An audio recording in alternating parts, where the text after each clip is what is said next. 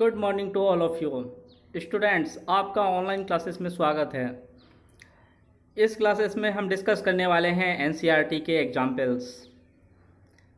NCERT के examples 8.1 and 8.2 कक्षा 8 विषय साइंस फिजिक्स चैप्टर 10 प्रकाश परावर्तन तथा अपवर्तन। इस चैप्टर में गोलीय दर्पण के दर्पण सूत्र और आवर्धन से संबंधित प्रश्नों को हम हल करेंगे। आइए आगे बढ़ते हैं। स्टूडेंट्स, ये आपकी एनसीईआरटी की बुक और चैप्टर 10। इस चैप्टर में आप ये सब टॉपिक्स पढ़ चुके हैं। यदि आपने वीडियोस नहीं देखी है तो जल्दी से वीडियोस देख लें और तुरंत इस वीडियो पर वापस आएं। प्रतिबिंब बनने की स्थितियां भी आप देख चुके हैं और दर्पण सूत्र और आवर्धन सूत्र ये सब आप पढ़ चुके हैं। तो आइए उदाहरण 10.1 की ओर बढ़ते हैं। स्टूडेंट्स, इस उदाहरण को हम करने वाले हैं और उसके बाद हम इस उदाहरण को करेंगे। तो आइए उदाहरण को समझते हैं और करते हैं। स्टूडेंट्स, उदाहरण आपकी स्क्रीन पर है 10.1।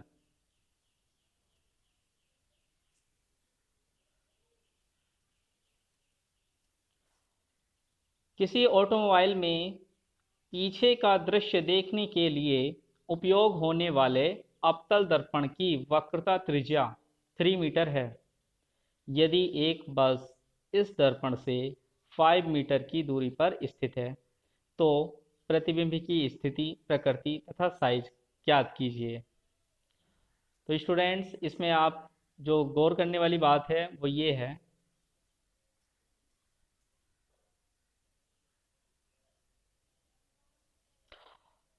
उन्होंने अवतल दर्पण दिया है। अवतल दर्पण की वक्रता त्रिज्या दी है और आप जानते हैं वक्रता त्रिज्या से फोकस दूरी निकालने के लिए हम उसका आधा कर देते हैं। इट मीन्स उन्होंने फोकस दूरी दी है। उसके बाद उन्होंने कहा है बस यानी कि बिंब वस्तु दर्पण से 5 मीटर की दूरी पर स्थित है। इट मीन्स यू दिया है, यहाँ पर आर दिया है जिससे हम एफ फाइंड आउट करेंगे और एफ और यू की हेल्प से हम वी फाइंड आउट करेंगे, प्रतिबिंब की दर्पण से दूरी। ये आप दर्पण सूत्र लगाएंगे। उसके बाद प्रकृति, साइज और आकार ये ज्ञात करने के लिए हम उसमें आवर्धन सूत्र लगाएंगे। आइए क्विक रिवीजन करते हैं इस चीज का।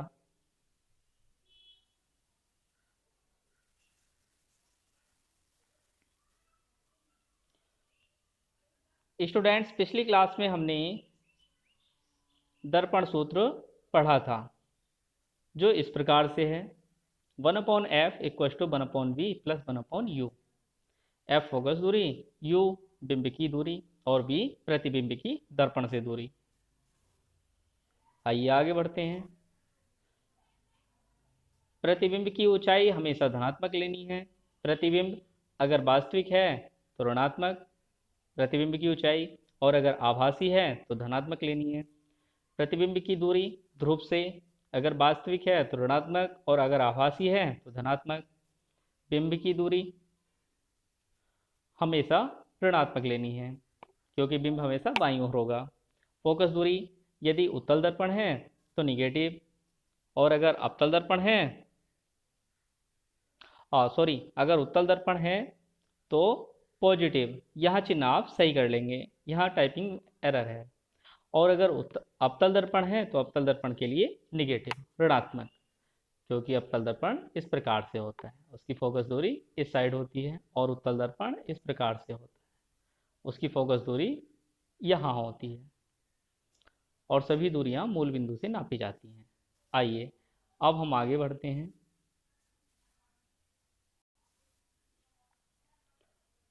और प्रकृति और साइज ज्ञात करने के लिए हम आवर्धन सूत्र निकाल करके m की वैल्यू देखेंगे। यदि m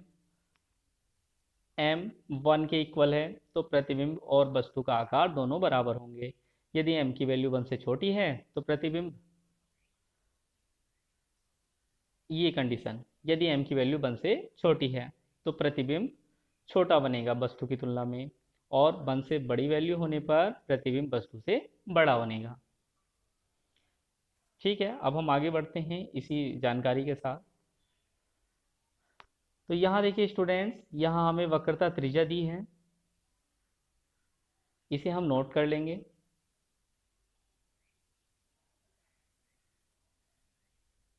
वक्रता त्रिज्या और वस्तु की दूरी, इन दोनों चीजों को नोट कर लेंगे।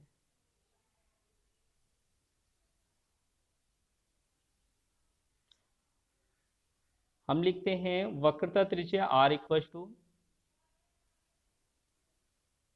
+3 मीटर। प्लस क्यों आया है स्टूडेंट्स? क्योंकि ये उत्तल दर्पण है। नीचे लिखा भी है क्योंकि उत्तल दर्पण की मुख्य फोकस दर्पण के पीछे होता है। तो फोकस दूरी और वक्रता त्रिज्या ये सब धनात्मक होंगी। बिंब की दूरी u, ये ऋणात्मक होगी, -5 मीटर।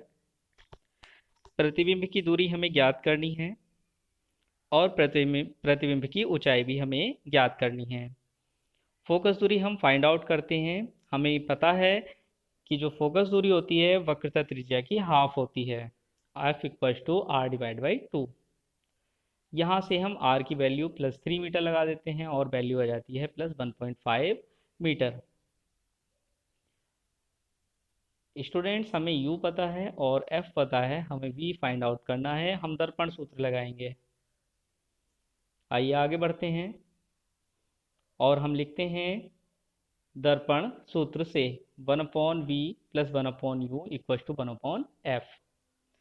यहाँ से स्टूडेंट्स हमें 1/v की वैल्यू फाइंड करनी है। इसकी वैल्यू फाइंड करने के लिए 1/u को दूसरी साइड ले जाते हैं। इक्वल टू के दूसरी साइड जाने पर ये ऋणात्मक हो जाता है, जैसे कि यहाँ साइन में दर्शाया गया है। इसके बाद स्टूडेंट्स आपको यहाँ पर वैल्यू पुटअप करनी है, f की वैल्यू और u की वैल्यू। वैल्यूज पुट करने के बाद आप ऑब्जर्व करेंगे कि यहाँ ऋणात्मक और ऋणात्मक कैंसिल आउट होकर के धनात्मक बन जाएंगे। इसके बाद स्टूडेंट्स इन दोनों का एलसीएम, एलसीएम वो संख्या होती है इन दोनों संख्याओं से उस संख्या में भाग हो जाए। तो एलसीएम आप 7.5 निकाल लेंगे। मान लीजिए 7.5 एलसीएम ना निकाल के आप 75 एलसीएम निकालते हैं, तब क्या होगा? हाँ स्टूडेंट्स, यहाँ पर एक और टाइपिंग एरर है जो आपको रेक्टिफाई करनी होगी। यहाँ 1.5 है ना कि 15.0, तो आपको 1.5 करना होगा। तो इस तरीके से स्टूडेंट्स जब आप 1.5 और 5 का एलसीएम लेंगे तो इन दोनों की मल्टीप्लाई करने पर आपको मिलेगा 7.5, जो कि इसका एलसीएम है। स्टूडेंट्स फिर हम वही काम करेंगे कि पहले इससे इसको डिवाइड करेंगे। इट मीन्स 1.5 से हम डिवाइड करेंगे और 1.5 से डिवाइड करने के बाद 5 आएगा। उस 5 की मल्टीप्लाई हम 1 में करेंगे, फिर से 5 आएगा, उसे हम यहाँ लिखेंगे। इसी प्रकार से हम इसे करेंगे। 5 से 7.5 को डिवाइड करने पर आएगा 1.5, उसकी मल्टीप्लाई 1 में करेंगे तो हमारे पास हमें प्राप्त होगा 1.5। इन दोनों को ऐड करने पर 7.5 प्राप्त होगा।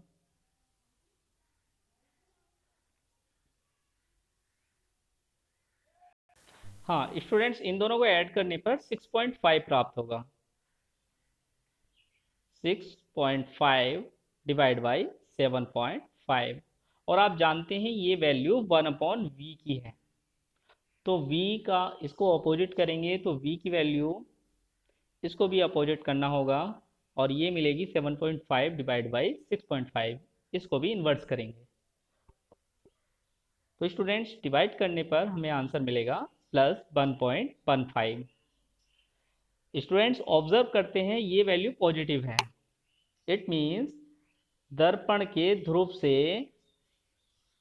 ये दूरी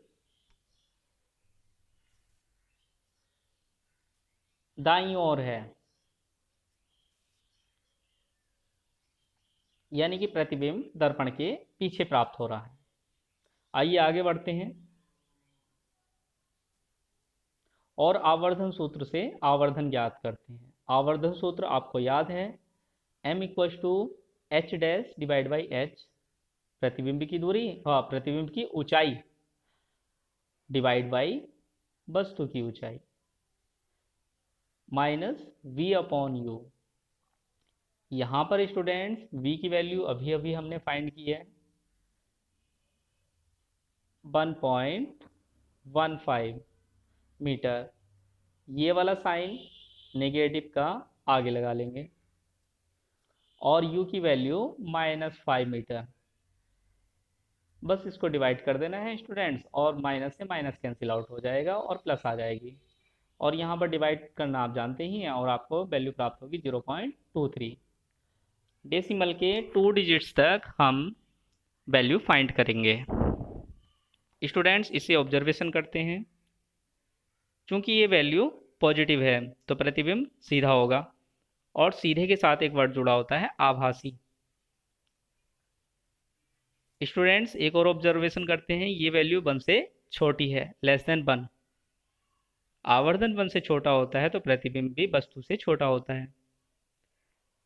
ऑब्जर्वेशन से हमें प्राप्त हुआ साइज में प्रतिबिंब बिंब से छोटा होगा और कितने गुना होगा, 0.23 गुना। तो स्टूडेंट्स इस प्रकार से आपने ये वाला एग्जाम्पल समझ लिया है। आइए हम एग्जाम्पल 2 की ओर बढ़ते हैं। स्टूडेंट्स ये एग्जाम्पल अभी अभी आपने सीखा है 10.1। अब हम एग्जाम्पल 10.2 ये सॉल्व करेंगे। आइए सीखते हैं इसे किस प्रकार से सॉल्व करना है। ये बिल्कुल वैसा ही है जैसे अभी हमने इससे पहले वाला एग्जाम्पल किया है। एग्जाम्पल आपकी स्क्रीन पर है, यहाँ आइए पढ़ते हैं। यदि कोई 4 सेंटीमीटर साइज का बिंब, वस्तु का साइज है 4 सेंटीमीटर, तो हम नोट कर लेंगे बिंब का size h equal to +4 centimetre. Plus इसलिए है क्योंकि वस्तु मुख्य अक्ष के ऊपर की ओर है, ऊंचाई उसकी मुख्य अक्ष से ऊपर की ओर नापी जाएगी, तो पॉजिटिव। किसी 15 सेंटीमीटर फोकस दूरी के अवतल दर्पण, स्टूडेंट्स अवतल दर्पण माइंड में आपके चित्र आ जाना चाहिए, और अवतल दर्पण की फोकस दूरी ऋणात्मक होगी। और कितने सेंटीमीटर, -15 सेंटीमीटर।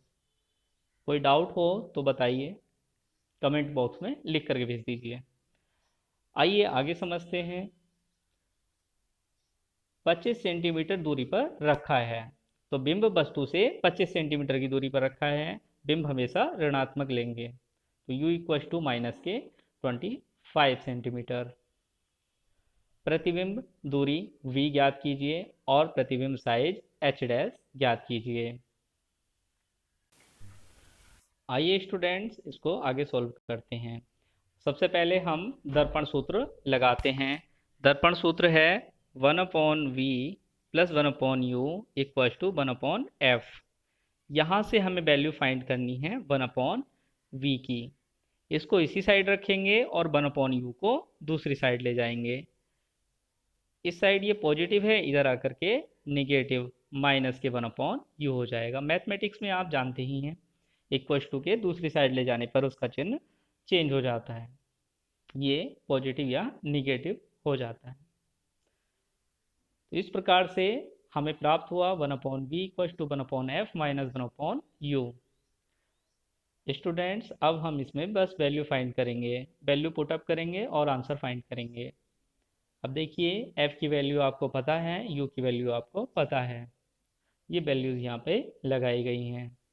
माइनस से माइनस कैंसिल आउट हो जाएगा और प्लस आ जाएगा। ये वाला माइनस इस संख्या के आगे हम लगा देते हैं। इन दोनों को एलसीएम फाइंड करना है, तो एलसीएम वो संख्या होती है इन दोनों ही संख्याओं से उसमें डिवाइड हो जाए और कोई रिमाइंडर भी ना बचे। स्टूडेंट्स, इन दोनों का एलसीएम 75 आ जाएगा।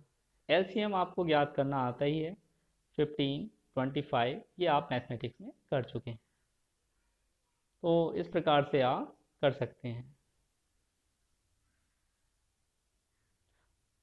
और ये 25 ऐसे ही आ जाएगा। फिर हम 5 से डिवाइड करेंगे तो 1 और 5, फिर से 5 से डिवाइड करेंगे तो 1 और 1, तो यहाँ से 3 5 ज़ा 15, 5 ज़ा 75। फिर वही प्रोसेस करेंगे, 15 से 75 को डिवाइड करेंगे, यहाँ पर डिवाइड करने पर 5 आया, उसकी मल्टीप्लाई 1 में करेंगे तो फिर से 5 आ जाएगा। इसी प्रकार से यहाँ पर 3 आ जाएगा। अब स्टूडेंट्स आप मैथ में पढ़ चुके हैं, एक एक नंबर पॉजिटिव एक निगेटिव, आंसर निगेटिव होगा, बड़ी संख्या का चिन्ह आ जाता है, और 5 में से 3 को माइनस करके 2 आ जाएगा, तो आंसर है -2। ये वैल्यू है 1/v की, तो हमें इन्वर्स करना होगा। इन्वर्स करने पर हमें v प्राप्त होगा, v इक्वल टू -37.5 सेंटीमीटर। अब स्टूडेंट्स आपको पता है ये दूरी ऋणात्मक है, और आप जानते हैं ध्रुव P को मूल बिंदु के रूप में मान करके सभी दूरियां ध्रुव P से मापी जाती हैं। अब चूंकि ये दूरी ऋणात्मक है, तो जो प्रतिबिंब है वो दर्पण के बाईं ओर प्राप्त होगा, और कितनी दूरी पर प्राप्त होगा, 37.5 सेंटीमीटर। तो पर्दा भी हमें वही दूरी पर लगाना होगा जहां पर प्रतिबिंब प्राप्त होगा। तो पर्दे को दर्पण के सामने 37.5 सेंटीमीटर दूरी पर रखें, तो प्रतिबिंब वास्तविक है। प्रतिबिंब वास्तविक है, ये आपको कैसे पता लगा? स्टूडेंट्स, प्रतिबिंब दर्पण के बाईं ओर प्राप्त हो रहा है, और वस्तु की ओर प्राप्त होने वाला प्रतिबिंब वास्तविक होता है, जबकि दर्पण के पीछे यानी कि दाईं ओर प्राप्त होता तो वो आभासी होता। आइए आगे बढ़ते हैं। इसी प्रकार से आवर्धन सूत्र लगाएंगे हम, जो कि H' या फिर -v/u होता है। तो यहाँ से स्टूडेंट्स आपको वैल्यू फाइंड करनी है H' की, तो H को हम इधर की ओर लेकर जाएंगे, तो इक्वल टू के दूसरी साइड में आकर के मल्टीप्लाई में हो जाएगा। तो यहाँ से value H' equal to -VH/u, ये जो H है ये इधर चला गया है और मल्टीप्लाई में आ गया है। तो स्टूडेंट्स बस यहाँ पर हमें वैल्यू पुट करनी है V, H और U की। ये V की वैल्यू, ये H की वैल्यू और U की वैल्यू। सोल्व करना यदि नहीं आता है तो सीख लें। ये दोनों मल्टीप्लाई में हैं और ये डिवाइड में है, माइनस से माइनस कैंसिल आउट हो जाएगा, और ये वाला जो माइनस है ये आंसर में आ जाएगा। इन दोनों की मल्टीप्लाई करके जो आएगा उसको 25 से डिवाइड कर देंगे, आंसर आएगा 6 सेंटीमीटर और माइनस के 6 सेंटीमीटर। चूंकि प्रतिबिंब की ऊंचाई ऋणात्मक है, इट मीन्स जो प्रतिबिंब है वो मुख्य फोकस के नीचे की ओर बनना है, यानी कि उल्टा प्रतिबिंब है। और चूंकि ये वैल्यू, जो प्रतिबिंब की वैल्यू है वो वस्तु की वैल्यू से अधिक है, प्रतिबिंब की ऊंचाई वस्तु की ऊंचाई से अधिक है, तो प्रतिबिंब आवर्धित होगा।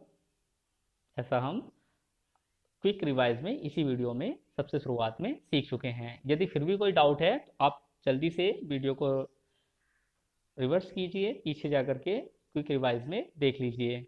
अब आइए इस उदाहरण को हम सीख चुके हैं और आगे बढ़ते हैं। तो स्टूडेंट्स आज हमने सीखा उदाहरण 10.1 और 10.2। तो स्टूडेंट्स हमने अपनी नोटबुक के, अपनी एनसीईआरटी की बुक के दो उदाहरण समझ लिए हैं, 10.1 और 10.2। इन उदाहरणों को आप अपनी नोटबुक में नोट कर लेंगे।